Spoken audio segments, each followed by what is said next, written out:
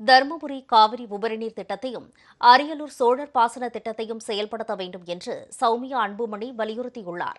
சட்டப்பேரவையில் மானிய கோரிக்கை மீது பேசிய பாமக சட்டப்பேரவை குழு தலைவர் முனைவர் சௌமியா அன்புமணி, இயற்கை நமக்கு வழங்கிய கொடையான நீர்வளம் நமது கண் எதிரிலேயே காணாமல் போகிறது என வேதனை தெரிவித்தார்.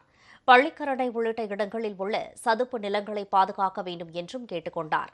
அதேபோல சென்னையில் கூவம் ஆறு சாக்கடையாக மாறிவிட்டதாக கூறிய அவர், அதில் குப்பைகள் கொட்டப்படுவதை தடுத்து நிறுத்த வேண்டும் என்றும் கேட்டுக் கொண்டார். தருமபுரியில் உள்ள சனத்குமார் நதியும் இதே நிலையில்தான் உள்ளது என்ற அவர், நல்ல தண்ணீரில் சாக்கடை நீர் கலப்பது சட்டப்படி குற்றம் என்றும் கூறினார். தாமிரபரணி ஆற்றை சுத்தம் செய்வதற்கு பதிலாக கரைகள் அழகுபடுத்தப்படும் என்ற அறிவிப்பு ஏமாற்றம் அளிப்பதாகவும் தெரிவித்தார்.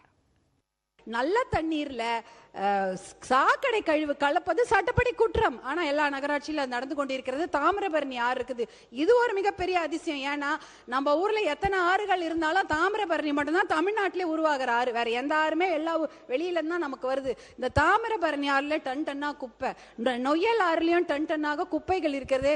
இப்ப கூட 59 கோடி ரூபாய் தாமிரபரணி ஆறுக்கு ஒரு ஏதோ ஃபண்ட் வந்திருக்குன்னாங்க. அதை கிளீன் அப் பண்ண போறான்னு சொன்னாங்க.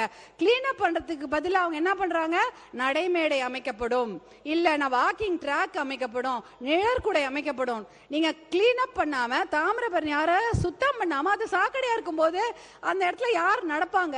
கொசு தொல்லை இருக்கும், துர்நாற்றம் வீசும், நடைமேடையும் அந்த நிழற்குடை கீழே எந்த மக்களும் வந்து உட்கார மாட்டாங்க. அதனால அந்த முதல்ல அதை நம்ம சரிப்படுத்தணும். அதே போல தாமிரபரணி ஆறுக்கு கிளீன் அப்காக ஒரு 1000 கோடி ரூபாய் ஒதுக்கப்பட்டிருப்பதாக